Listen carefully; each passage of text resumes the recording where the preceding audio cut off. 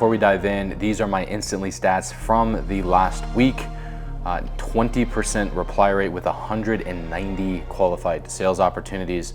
The month before last, it made us $137,000 in the bank.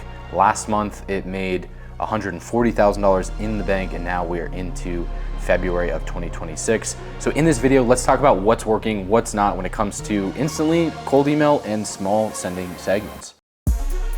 If you have been living under a rock, you wouldn't know that cold email has changed a lot. Deliverability has been basically thrown to the wolves if you're not using Google, and some other crazy things that you've probably already been hearing about. But I want to give you my take because somebody emailed me this week and said, hey, please make an update video on what is going on with your system. So here I am. I will say I am quite sick. I figured what not a better day than to give you guys some value and show you what is driving like 15 to 18% response rates in my cold email system so that you can use it with your cold email system. Pretty simple and straightforward. Like I said, inboxes have gotten completely demolished if you're not using, a Google panel of some sort.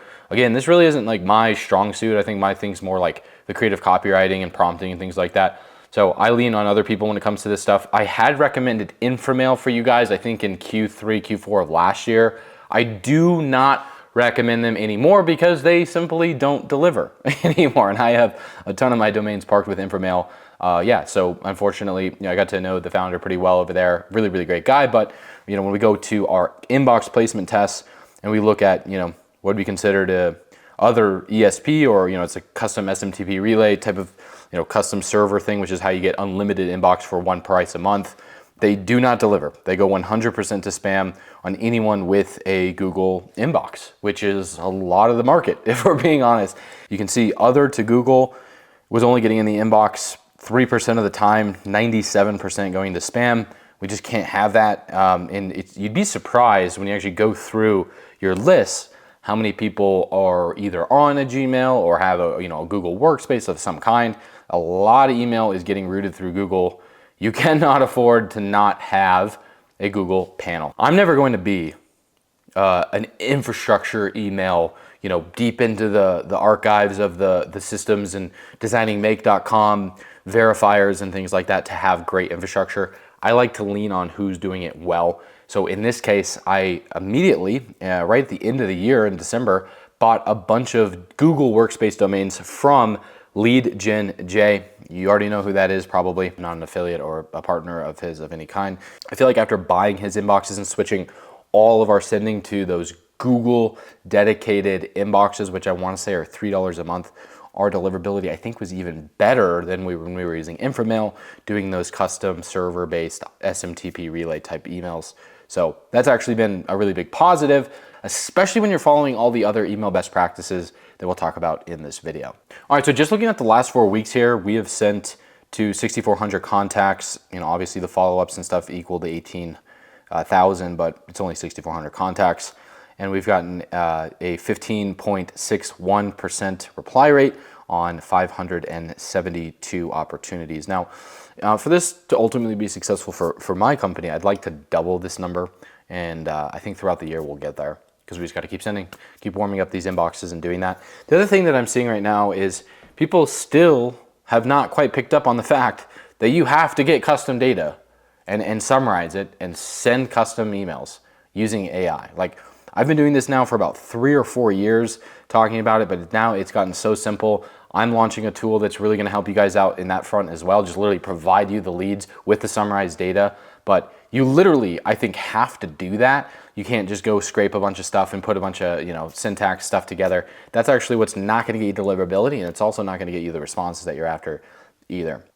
Another really big change that we made since my last video is we are no longer using the inbox manager agent on Instantly. Surprise, surprise, right? In your lower left-hand corner, you have AI agents, and there's a default inbox agent. I was all about it, actually, in our very last video. I was like, hey, this thing is amazing. It's nurturing these people. But the more testing that we did more recently, so many of the consumers now are so skeptical of AI. And am I talking to an AI agent and this and that and the other, right? That we actually made some trainings on. This is very recent, and went ultra human on the follow-ups. And this has been massive when it comes to the actual booked meetings that we're getting out of these. You can see just from the training alone, we're seeing a big increase, plus 387% since the last prior 30 days. Now that is ramped up after we took the holidays off, of course, but still we have very strict guidelines now with our appointment setters that you have to be a human, right? Be a human in the inbox. Do a little bit of flirting in there, right? That's what we call that. When you're just kind of interacting with them, asking good questions, being curious, and really figuring out what is going on in their world versus just jumping into pitching them some sort of solution or sending them a landing page. The results really do speak for themselves in terms of seeing 5, 6, 7, 8 bookings coming in a day right now from where we were before. That agent's value has just kind of declined rapidly in the last 90 days or so, which is why it's also so important that you're using custom data in the first place to sound more human, right? At the end of the day, that's what we're all after as B2B marketers. Now, in the last video as well, we had talked about how we went from like, I don't know, what was it, $56,000 in sales in August. We started seeing a big increase. So here's the rest of that chart in case you're kind of on your edge of the seat for that. October, my goal was to hit 100. We actually ended up hitting $128,000. We did have a few really big clients come through at the end of the month. Dipped back down to 106, back to 137. And then just in January here, did hit the big 140. And then of course we're only, what's today, this 12th of January. So we're only halfway through, February.